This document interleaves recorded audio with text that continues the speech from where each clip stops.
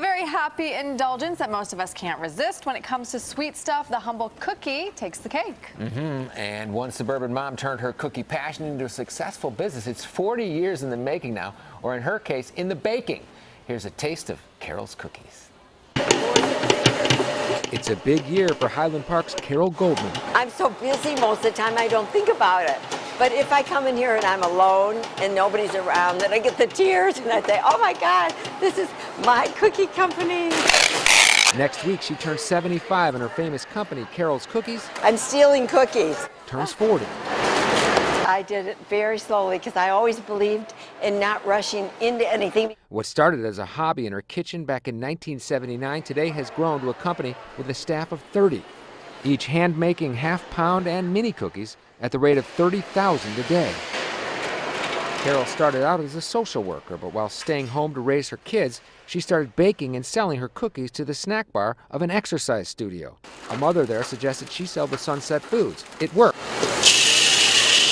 Then came the big break.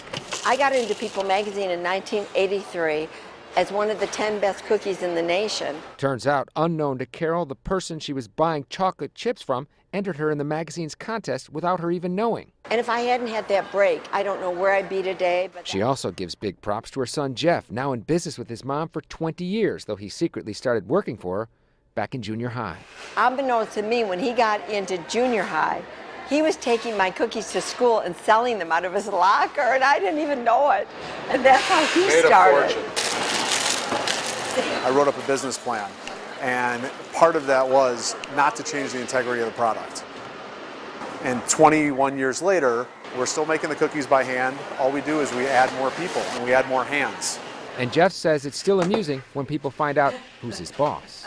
I don't call her mom, though. I call her Carol, because it wouldn't be very professional if I was calling her mom. And let me go ask my mom. She's this icon. It's almost like a myth. Like there's a Carol that exists. It's my passion. I love what I do. She's here answering the phones every single day, talking to the customers and handling customer service and hanging out with the employees. Everybody says, aren't you going to retire? Well, no, I'm not going to retire. Why would I retire? This is really what I love.